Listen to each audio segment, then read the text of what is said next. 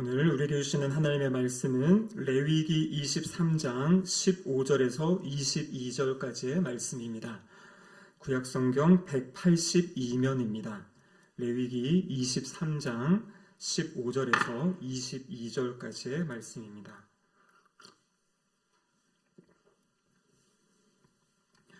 하나님의 말씀을 저와 한 절씩 교독하도록 하시겠습니다. 안식일 이튿날 곧 너희가 요제로 곡식단을 가져온 날부터 세어서 7 안식일의 수요를 채우고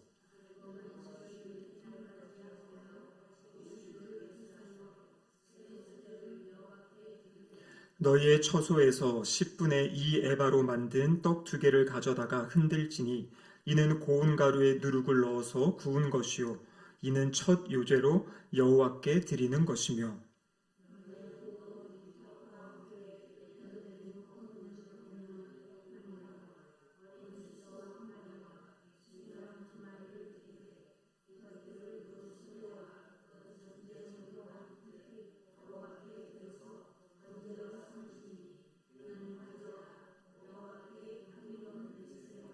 또 순염소 하나로 속죄제를 드리며 1년 된 어린 순양 2마리로 화목제물로 드릴 것이요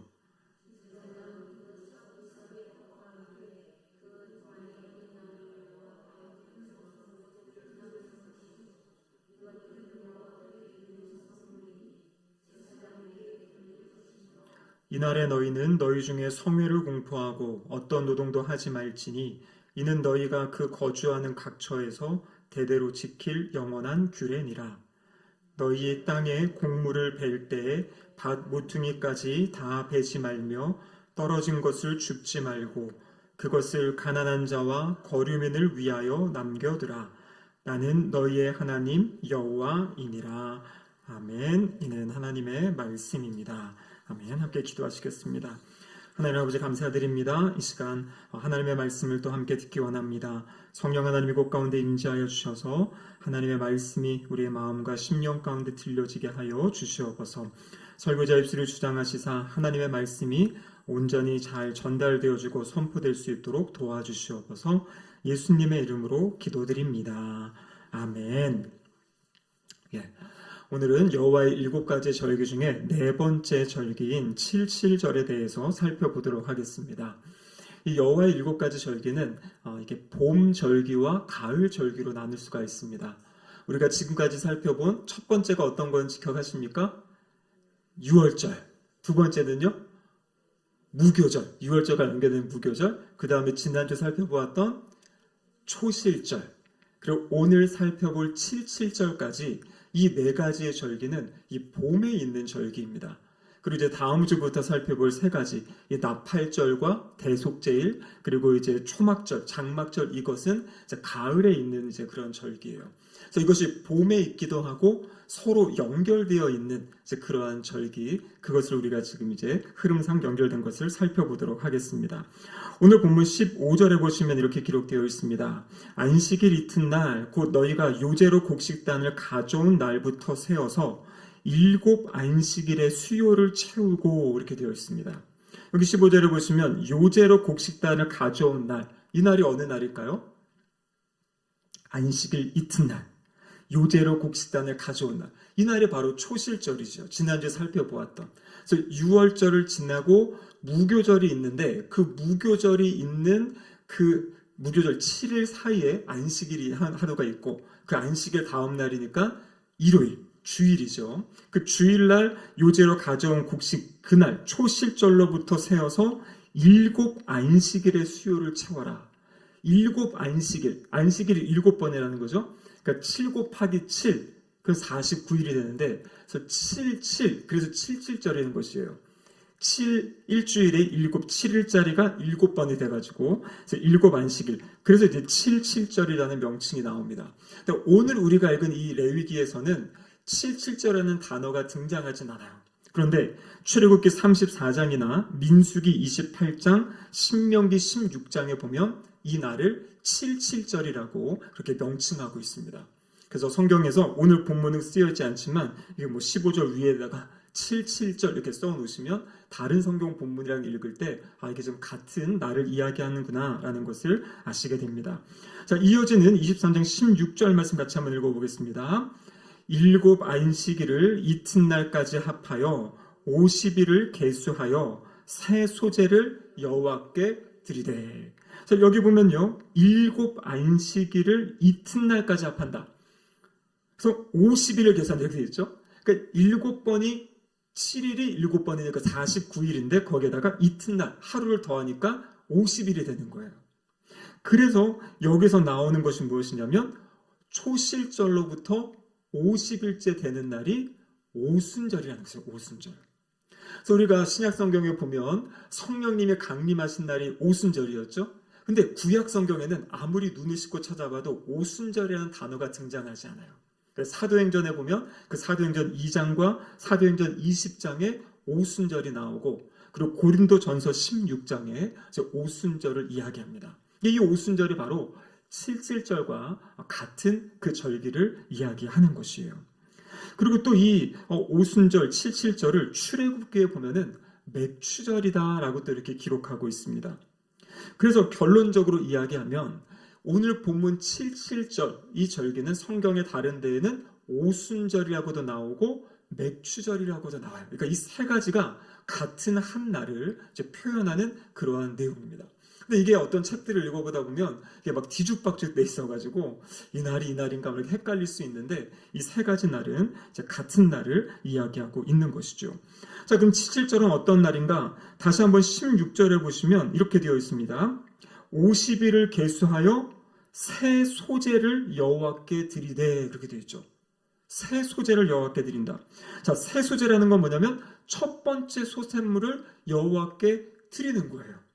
근데 여러분, 첫 번째 소산물을 여호와께 드리는 날이 어떤 날이었겠습니까? 초실절이었잖아요. 지난주에 살펴본 초실절. 그런데 지금 여기 7.7절을 이야기하면서도 오순절을 이야기하면서도 새 소재를 여호와께 드린다 이렇게 되어 있어요. 자, 그럼 이것은 무엇인가? 지난 시간에 제가 말씀드릴 때 초실절에 그 따로 이렇게 농장을 준비해 놓고 거기에서 이제 사내들인 회원들이 가가지고 특별한 것을 이렇게 선택한다 그랬죠. 근데 그때 그것은 뭐냐면 보리추수였어요. 보리추수. 그러니까 초실절 때는 보리추수를 시작하면서 하나님께 이제 감사를 드리는 날이고요. 오늘 여기서 이 오순절 때 새 소재를 드린다고 한 것은 뭐냐면 밀의 추수가 시작되는 것이에요. 그러니까 보리추수와 밀추수가 다르거든요.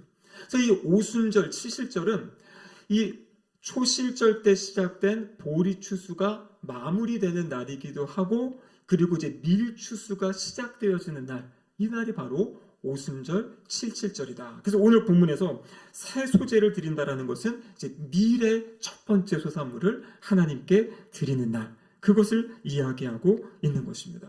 그래서 같은 이제 새 소재를 드린다고 해도 이 초실절에 드리는 것과 이 7.7절 오순절에 드리는 것은 이제 그러한 차이가 있는 것이죠. 또 제가 무교절 설교할 때 그 말씀 드린 적이 있습니다. 7가지의 절기 중에 3가지의 절기는 축제라고 성경에 기록되어 있어요. 이제 히브리어로 보면 하그라는 그런 단어인데요. 이게 축제를 의미하는데, 이 3가지 절기 축제 때는 어떤 일을 하냐면 이스라엘의 모든 남자들이 예루살렘에 함께 모여야 되는, 그래서 이 순례한다 그러죠. 우리 시편에도 보면은 그래서 이 순례자들의 노래 이런 이제 시편의 구절이 있는데, 그게 뭐냐면 이 3가지 절기 때에는 예루살렘으로 다 모여가지고 거기서 함께 예배드리면서 축제를 갖는 것이에요. 근데 그 첫 번째가 무교절 때 그렇게 한다 그랬어요. 그런데 오늘 우리가 보는 이 7.7절 오순절이 바로 그 두 번째 축제의 절기라는 것이에요. 그럼 마지막에 살펴볼 이 초막절이라고도 하고 장막절이라고 하는 그때에도 이스라엘 백성들이 다 함께 남자들이 모이게 되는 겁니다. 이 3가지의 절기는 축제로 지키면서 다 함께 모여서 하나님이 택하신 그 성소에 나와서 함께 지켜야 되는 그러한 절기입니다. 자, 그러면 7.7절에 어떤 일을 하는 것인가? 이것을 왜 하는가? 라고 했을 때 첫 번째 가장 중요한 의미는 뭐냐면 하나님께 감사드리는 것이요. 감사. 이제 우리가 돌아오는 주일이 며칠이죠? 16일이죠. 16일이 우리가 추수감사주일이지 않습니까? 이 추수감사주일은 사실 미국에서 시작이 됐는데요. 근데 그 미국에서 시작할 때 그 기원과 근원을 어디로 이야기하냐면 바로 이 77절, 이 오순절을 기원으로 해서 이 오순절 때 하나님께 감사했던 그런 것을 이제 그 미국의 그 당시 추수감사절 11월 셋째 주로 정해가지고 이제 지키게 된 것입니다. 어떻게 보면 우리가 지금 지키고 있는 추수감사절을 근원이 되는 절기가 바로 오늘 이 77절의 내용입니다. 그래서 레위기 23장 21절에 보면 오늘 본문이죠. 같이 한번 읽어보겠습니다. 이날에 너희는 너희 중에 성회를 공포하고 어떤 노동도 하지 말지니 이는 너희가 그 거주하는 각처에서 대대로 지킬 영원한 규례니라. 자, 여기 보면요, 성회를 공포해라, 어떤 노동도 하지 말아라. 그러면서 이제 하던 일을 멈추고 함께 모여서 하나님께 예배드리는 것입니다. 감사를 고백하는 날이에요. 이것이 조금 더 구체적으로 기록된 것이 신명기 16장 11절인데요. 이 부분도 이제 77절의 내용입니다. 같이 한번 읽어보겠습니다. 너와 내 자녀와 노비와 내 성중에 있는 레위인과 및 너희 중에 있는 객과 고아와 과부와 함께 내 하나님 여호와께서 자기의 이름을 두시려고 택하신 곳에서 내 하나님 여호와 앞에서 즐거워할지니라.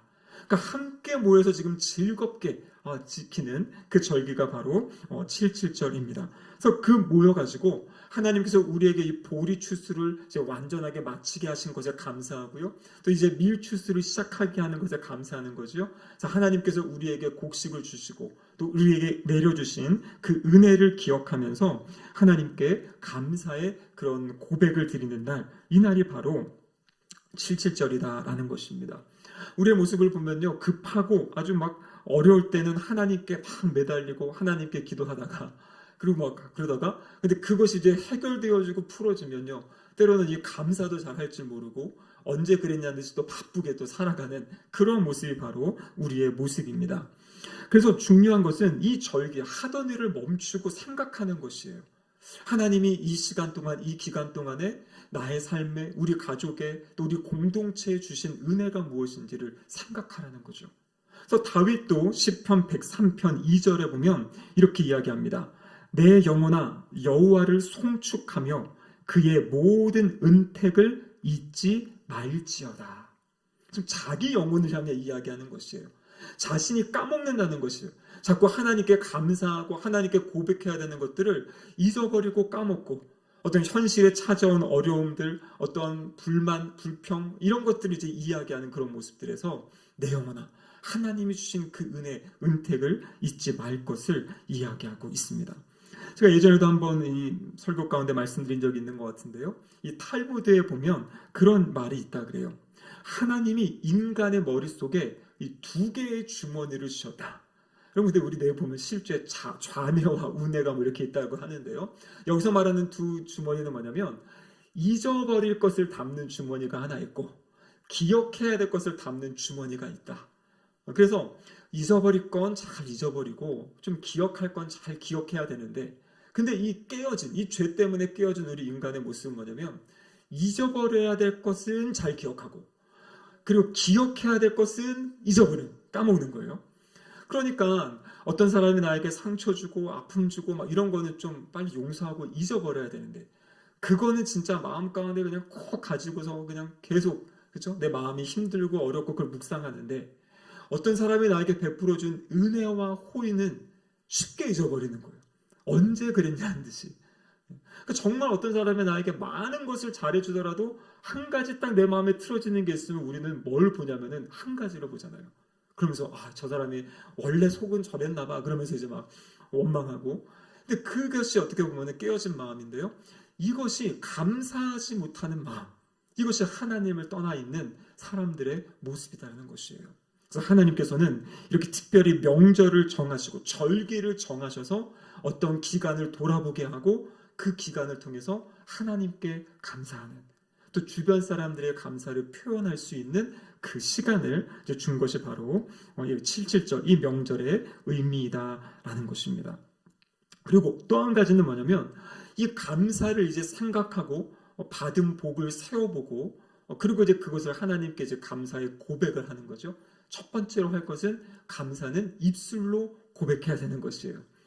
기억해서 기록하시든지 적으시든지 감사의 내용을 한번 적어보시고 그 다음에 입술로 하나님께 그것을 가지고 이제 고백하는 거고요.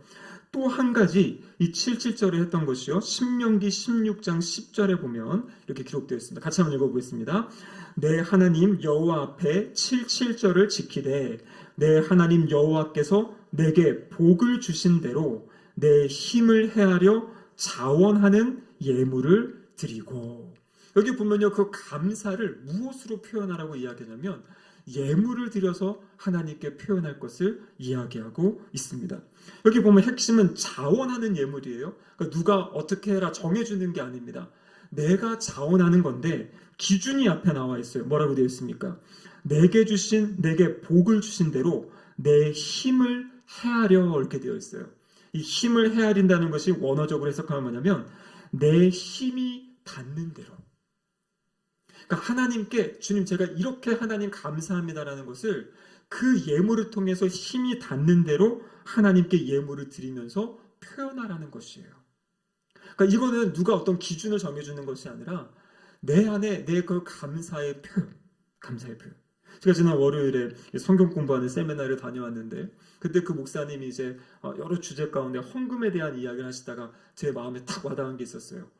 헌금은 다양한 하나님에 대한 감사의 고백이고 반응이지만 중요한 요소 하나가 뭐냐면 헌금은 훈련입니다. 이 얘기를 하시더라고요.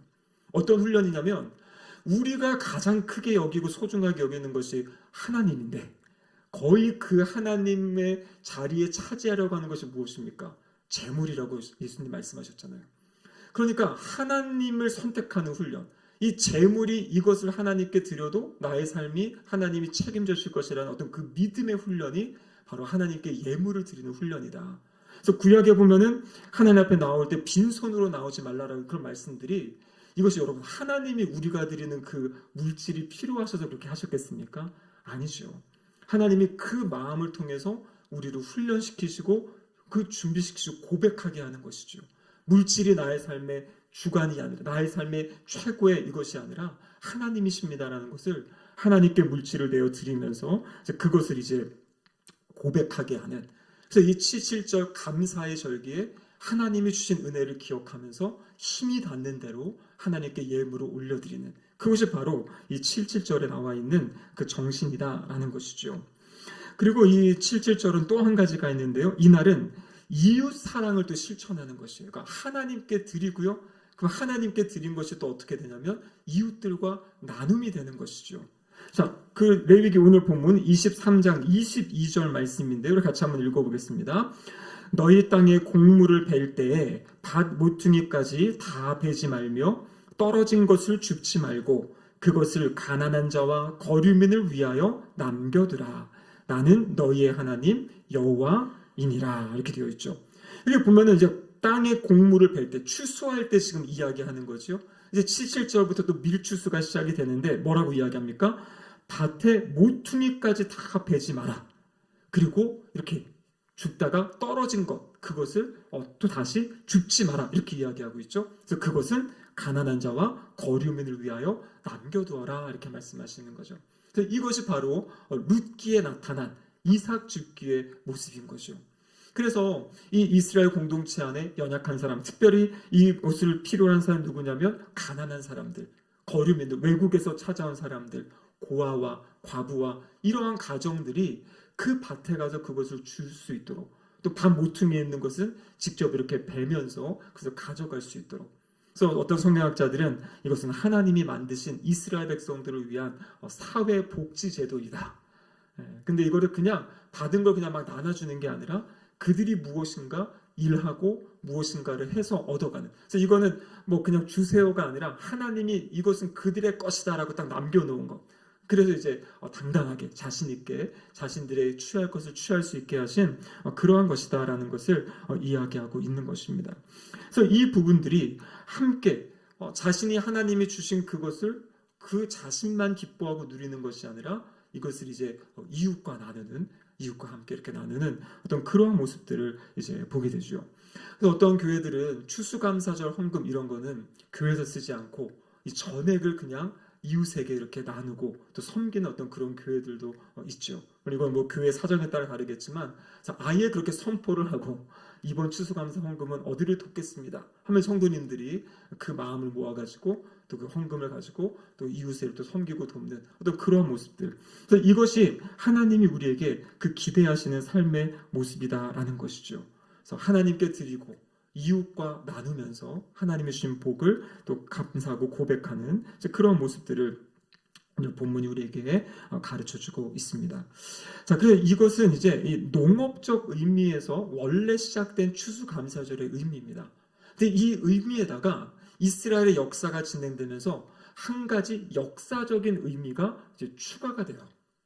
어떤 것이냐면 제가 지난번에도 여러 차례 말씀드렸는데 이제 예루살렘 성전이 파괴가 됩니다. 바벨론이 와가지고 이 예루살렘을 막 무너뜨리고 포로로 잡아가지 않습니까? 포로로 잡혀간 백성들이 생각하는 것이에요. 왜 하나님이 계신 하나님의 성전이 무너지고 우리가 이렇게 포로로 잡혀와 있냐? 하나님께서 선택하신 백성인데 우리가 왜 그런가? 그래서 그들이 찾아낸 게 무엇입니까?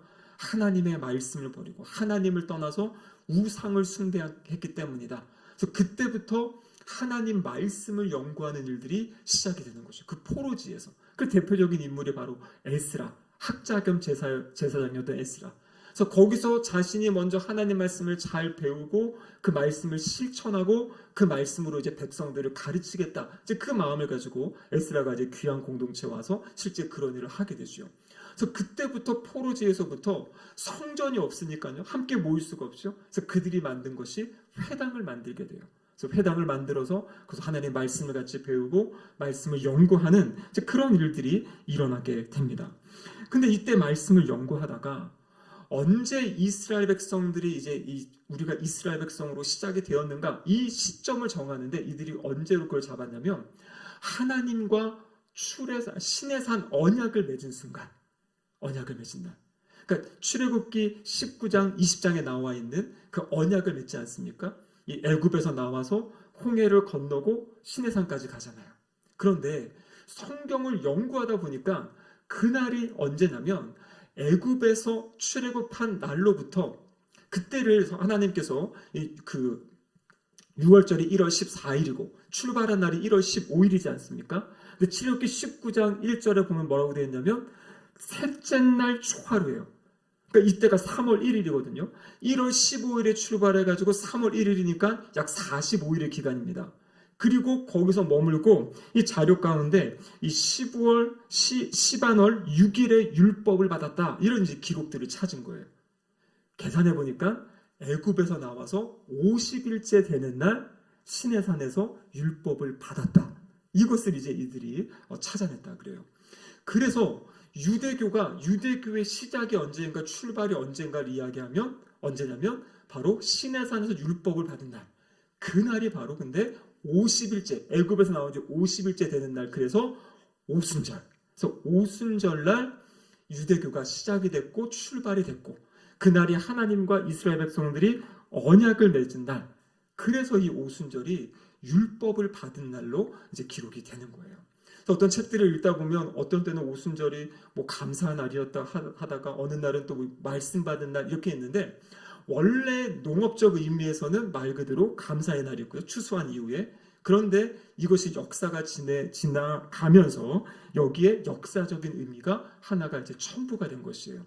그래서 유대인들은 바로 이날 유대교의 생일로 받고 지키는 겁니다. 이것이 예수님 당시에도 진행이 됐던 거예요. 그래서 여러분 사도행전 2장에 보면 그 오순절 날에 바로 그 사람들이 모여있던 상황이지 않습니까? 오순절 성령 강림 때. 그래서 천하 각곳에 사람들이 모였다. 근데 이 오순절이 5월에서 6월 이제 사이라 그래요. 오늘날 양력으로 하면. 근데 이때는 이 지중해 바다도 잔잔해가지고 배 타고 이스라엘로 오기도 되게 편했다 그래요. 그래가지고 이 세 가지 3대 절기 무교절, 오순절, 칠칠절 그리고 마지막 수장절 이 세 3대 절기 중에 가장 많은 사람이 모일 수 있었고 모였던 날이 이 칠칠절 오순절이라고 합니다.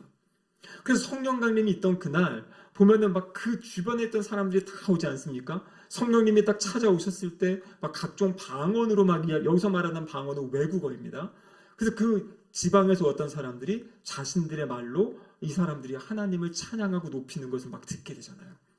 그래서 이때 이제 디아스포라, 흩어져 있던 유대인들, 또 밖에서 이방인들 개종한 유대인들이 이제 함께 많이 모여 있는 그러한 일들이 이제 일어나게 되는 거죠. 그래서 예수님께서 부활하신 날이 언제라 그랬습니까? 초실절이라고 했죠. 초실절, 일요일. 그리고 성경에 보면 예수님께서 이 땅에 40일 동안 계시면서 하나님 나라의 일을 가르쳤다 이렇게 되어 있어요.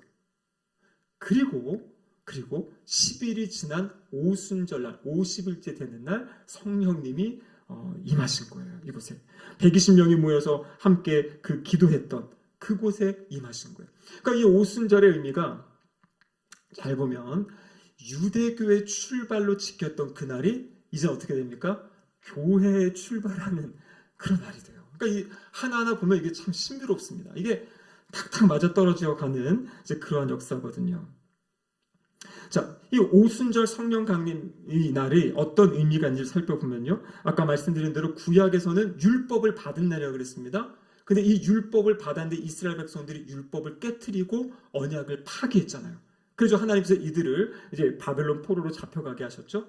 그런데 하나님께서 그들을 떠나보내시고, 근데 떠나보내시기 전에 이미 예레미야를 통해서 이 사람들이 이제 더 이상 내 말을 듣지 않는다 하면서 이제 포로로 잡혀갈 것이다. 그런데 내가 그들을 그냥 버려두지 않고 그들과 새 언약을 맺을 것이다. 그것을 예레미야 선지자를 통해서 말씀하셨어요. 그 새 언약이 바로 예레미야서 31장 31절의 말씀이죠. 같이 한번 읽어보겠습니다. 여호와의 말씀이니라. 보라, 날이 이르리니 내가 이스라엘 집과 유다 집에 새 언약을 맺으리라. 지금 새 언약의 내용이죠. 자, 33절에 보면 그 내용이 나와 있습니다. 같이 한번 읽어보겠습니다. 그러나 그날 후에 내가 이스라엘 집과 맺을 언약은 이러하니 곧 내가 나의 법을 그들의 속에 두며 그들의 마음에 기록하여 나는 그들의 하나님이 되고 그들은 내 백성이 될 것이라. 여호와의 말씀이니라. 그러니까 이제 이스라엘 집과 새로운 언약을 맺는 거예요. 구약의 언약은 어디에다 주셨습니까? 두 돌판에, 십계명, 시내산의 돌판에다 주셨잖아요. 근데 이 신약에 이제 앞으로 하나님께서 맺을 그 언약은 어떻게 한다 그래요? 내가 나의 법을 그들의 속에 두겠다. 그들의 마음에 나의 법을 심어준 날이 올 것이다. 이 말씀을 하신 거예요. 근데 그 날이 어느 날이냐면 에스겔서 36장 27절 말씀 같이 한번 보겠습니다. 또 내 영을 너희 속에 두어 너희로 내 율례를 행하게 하리니 너희가 내 규례를 지켜 행할지니라. 그 말씀이 우리의 심령에 새겨지는 그 방법이 무엇입니까? 내 영을 너희 속에 두어. 그러니까 지금 예레미야 선지자와 에스겔 선지자를 통해 약속하신 것이 무엇이냐면 새 언약은 어떻게 맺어지는 거냐면 성령님이 성도들에게 교회에 찾아오심으로 그때 그 말씀을 마음에 새겨주셔서 새 언약이 시작이 된다는 것이에요. 그것이 바로 신약 시대잖아요. 신약이 새 언약이지 않습니까? 자, 그런데 보십시오. 초실절이 안식일 다음 날이기 때문에 일요일이라 그랬죠. 일요일. 이때로부터 해서 7번, 7 안식일이 지난다. 그러면 그 49일이 되는 날은 무슨 날일까요? 토요일, 다시 안식일이잖아요. 그럼 그 다음 날 50일째 되는 날은 요일날 무슨 날입니까? 일요일이에요. 그렇지. 그러니까 주님이 부활하신 날과 오순절, 사도행전 2장의 오순절 날은 언제나 일요일일 수밖에 없어요. 왜냐하면 초실절로부터 50일째 되는 날이기 때문에. 그러니까 주님이 부활하신 날과 성령님이 강림하신 날이 언제냐면 주일이에요. 제가 사도행전 2장 말씀드릴 때 이 사도행전 2장에 사람들이 120명이 모여서 기도할 때 성령님이 찾아오셨잖아요. 그 시간이 언제라 그랬습니까? 아침이에요? 낮이에요? 밤이에요? 성경에 보면요. 제3시라 그래요. 3시면은 오전 9시예요. 그러니까 주일 오전 9시에 성령님이 그곳 가운데 임하시고요. 구약의 에스겔과 예레미야에서 약속한 성령 하나님이 그 공동체에 임하셔서 이때 새 언약이 맺어집니다. 그래서 우리가 교회의 시작이 언제인가, 교회의 출발이 언제인가라고 이야기할 때 교회의 탄생은 오순절 성령 강림으로부터 시작이 돼요. 그러니까 구약의 오순절은 유대인들에게는 지금도 유대교의 시작을, 여러분 챗GPT 같은 데 한번 쳐보세요. 책 자료도 있지만 쳐보면 그 유대인의 시작은 이 율법을 받은 날, 그 오순절, 그걸 얘기하거든요. 근데 그 날이 이제는 어떤 날이에요? 성령님이 임하셔서 새 언약을 맺고 이제 신약의 시작, 교회의 시작이 된 날이 바로 오순절이에요. 그래서 우리가 주일날 모여서 예배 드리는 것은 바로 그것을 그냥, 가장 중요한 것은 주님의 부활하신 날인데 그날이 교회가 시작된 날. 그래서 그 주일에 우리가 함께 모여서 지금 예배를 드리고 또 하나님의 은혜를 기억하는 것입니다. 그래서 이 77절, 이것은 이제 그 농업적인 것으로 보면 감사하는 날이고요. 그리고 이제 역사적 의미로 보면 우리 새로운 이스라엘이 시작된, 교회가 시작된 날. 그렇기 때문에 우리가 주일날 모여서 하는 것이 무엇입니까? 가장 중요한 것이 한 주간 삶 가운데 주신 은혜를 우리가 고백하면서 감사하면서 예배 드리는 거잖아요. 그러니까 매 주일 예배가 어떻게 보면 이 감사하는 감사절기지요. 그리고 그 주일날 모이는 그날은 성령님을 통해 우리와 이제 새로운 언약을 맺게 하신 그 하나님의 말씀을 우리 마음 가운데 심어주셔서 이제는 그 말씀에 순종하며 살 수 있고 말씀을 따라 살 수 있는 그 은혜를 또 기억하고 고백하고 또 말씀을 또 받고 그렇게 나아가는 날이 바로 이제 오순절 주일이다라는 거죠. 성령감임을 통해 이 교회에 주어진 사명이 무엇인가? 결국에 마지막에 주신 말씀은 이거지 않습니까? 우리 사도행전 1장 8절 말씀, 너무나 잘 아는 말씀이죠. 오직 성령이 너희에게 임하시면 너희가 권능을 받고 예루살렘과 온 유대와 사마리아와 땅끝까지 이르러 내 증인이 되리라 하시니라. 아멘. 그래서 이날 이제 성령님이 임하셨어요, 실제. 그리고 사도행전 역사를 보면 이 사도행전 1장 8절의 말씀대로 예루살렘과 온 유다와 사마리아와 땅끝까지. 근데 여러분 그것이 사도행전 1장부터 28장까지의 흐름이에요. 내년에는 이제 신약의 파노라마를 하려고 하는데 신약의 파노라마 보면 사도행전의 진짜 전체의 구조가 1장 8절의 말씀대로 복음이 그렇게 전해져가는 그 모습들이 쫙 보여지거든요. 그래서 이 말씀을 우리가 꼭 기억하면서요. 첫 번째로는 이제 돌아오는 주일이 어떻게 또 이렇게 절묘하게 순서대로 갔는데 딱 추수감사절을 앞두고 제가 고민을 했습니다. 이 설교를 주일날 할까 하다가 주일은 또 다른 설교하고 순서대로 오늘이 이제 추수감사 주일과 가장 연결이 되는 이 말씀을 이제 나누게 됐는데요. 그래서 우리가 감사의 마음, 또 이웃과 나누는 마음 준비하시고 또 무엇보다도 그날이 바로 하나님과 우리가 새로운 언약을 맺은, 그래서 내가 하나님의 백성이 되고 하나님의 자녀가 되고 또 성령님의 인도를 따라 살아가는 그런 삶이 됐다라는 것을 기억하시면서 또 이 귀한 시간들을, 또 귀한 절기를 보내는 우리 모두가 되기를 주님의 이름으로 축복합니다. 아멘. 기도하시겠습니다. 하나님 아버지 감사드립니다. 하나님 말씀을 들은 대로 또 배운 대로 깨달은 대로 우리의 삶에 실천하며 순종하며 살아가는 우리 모두가 되게 하여 주시옵소서. 주님, 돌아오는 주일 추수감사 주일입니다. 남은 한 주간 동안 정말 하나님께 감사할 내용들이 무엇인지 우리가 또 떠올리고 생각하게 하시고 또 그것을 하나님께 입술로 감사를 고백하며 또 감사의 예물을 드려 하나님께 고백하는 우리 모두가 되게 하여 주시옵소서. 성령 충만함 가지고 살아가는 거룩한 하나님의 백성, 새 이스라엘 백성의 삶 살아가도록 붙잡아 주시옵소서. 예수님의 이름으로 기도드립니다. 아멘.